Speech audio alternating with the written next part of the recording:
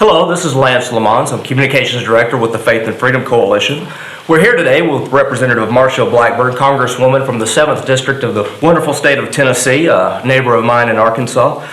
Representative Blackburn, thank you so much for taking the time here today. I'm delighted to do this. I know it's busy, the new Congress has just started and you're extremely busy, so we really appreciate your time. What we really appreciate is all of your work on behalf of the pro-faith community.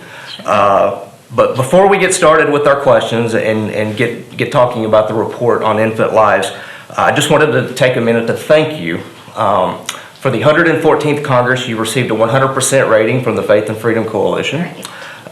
This goes along with the 100% lifetime rating for your career here in Congress. We're so proud of your work and so proud to call you a friend of the organization.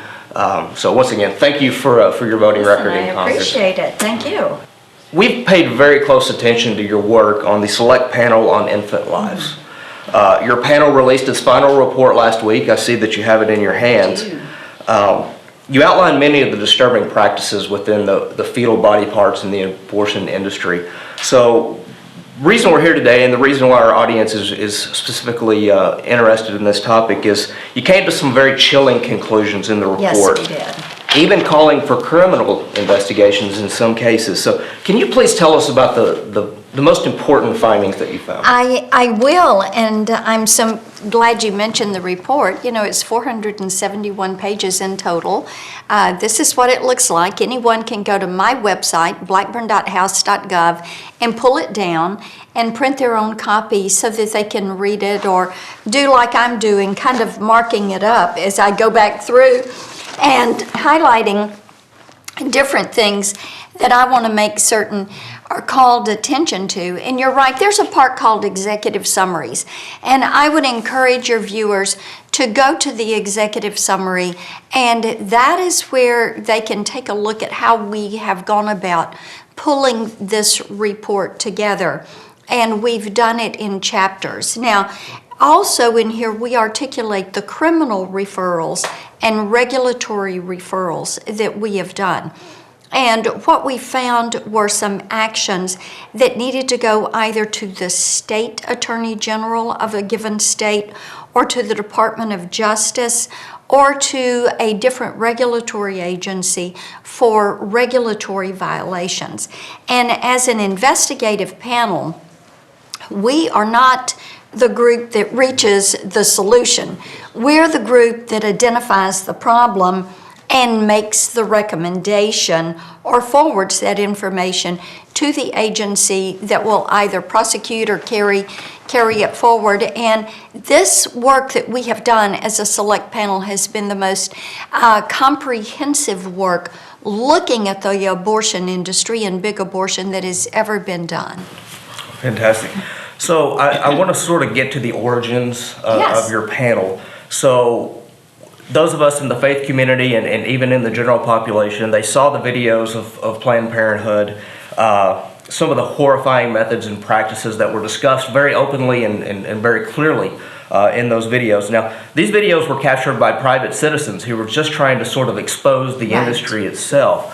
That led, in a great deal to the formation of the panel. I know there were some concerns in Congress already that you guys were interested in, but this really brought it to the light. Right. So, of all the members out there, the pro-life community is very active. The March for Life is coming up soon, but taking the citizen activity of the videos, taking the work of the members of Congress, what are some steps or some things that our members who are very interested in this topic, what are some steps they can take to help members of Congress who are working through this horrifying industry and some of their practices? That's right. One of the things that individuals can do in their home communities is just be aware and pay attention to what is taking place when it comes to abortion. You know, you hear many times, and of course the videos dealt with Planned Parenthood.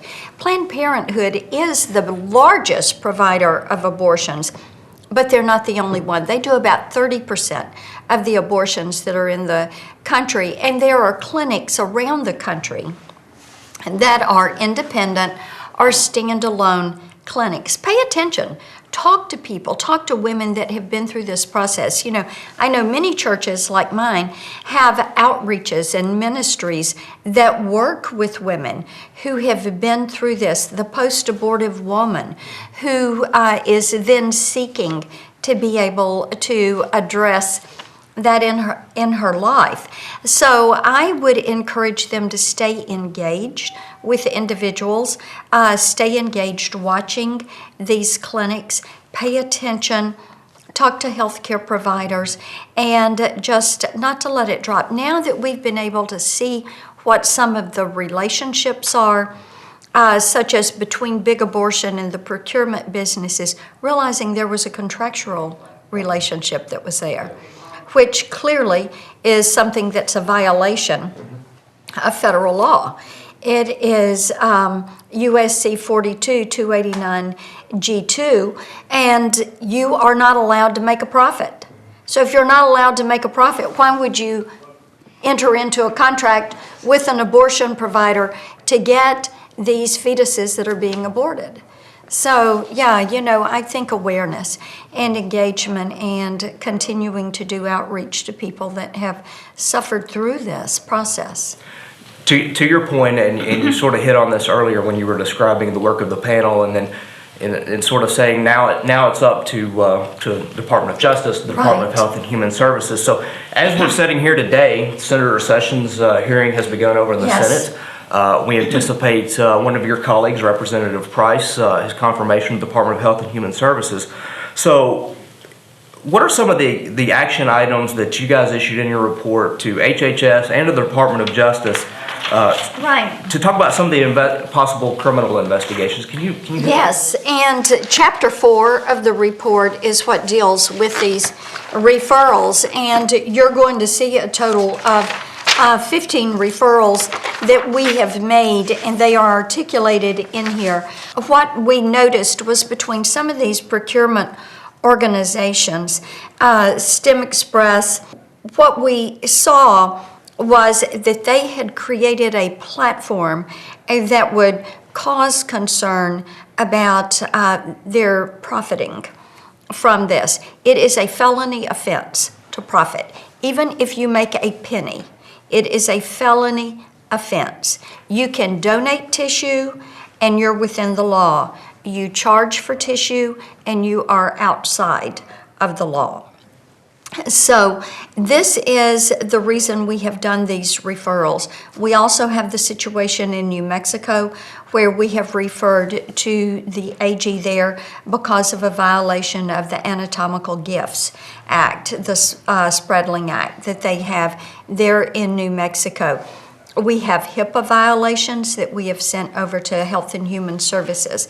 And we anticipate that Health and Human Services, after Dr. Price is in place as the Secretary, and DOJ with Senator Sessions taking the reins at DOJ as the Attorney General, that they will take up the recommendations of the committee and the report, and they will move forward on the actions and further investigation of those items. What do you think the prospects are with the new administration coming in that some of these practices will be effectively challenged?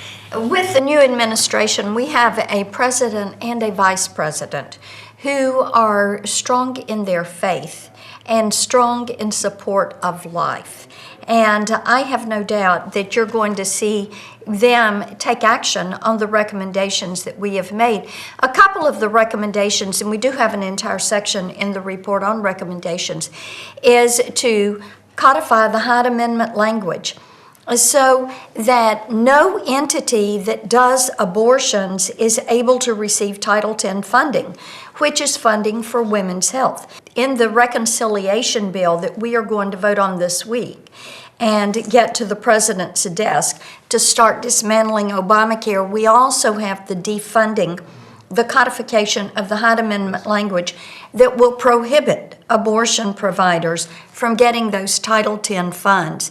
We also are recommending that you eliminate completely the ability of these procurement organizations to sell fetal tissue. This is something that should have been folded into the organ donor program back in '93 when they did the NIH Reauthorization Act and addressed fetal tissue. It was never intended that there would be a third-party entity or a middleman that would take that, establish a price, establish a website, transact that. So we are going to recommend that that be folded into the organ donor program. If someone has a miscarriage or a stillborn birth and they want to donate that baby for medical research, they would do it through the existing protocols of the organ donor program and through that network. Representative Blackburn, thank you once again for your time. Thank you. And please tell our folks, can the full report be found on your website? It can be found on our website, blackburn.house.gov. I encourage all members of the Faith and Freedom Coalition to please visit Representative Blackburn's website. You can also find it on the Energy and Commerce Committee website. Also, once again, thank you for your 100% rating with the Faith and Freedom Coalition, and you can find your congressional scorecard online at ffcoalition.com.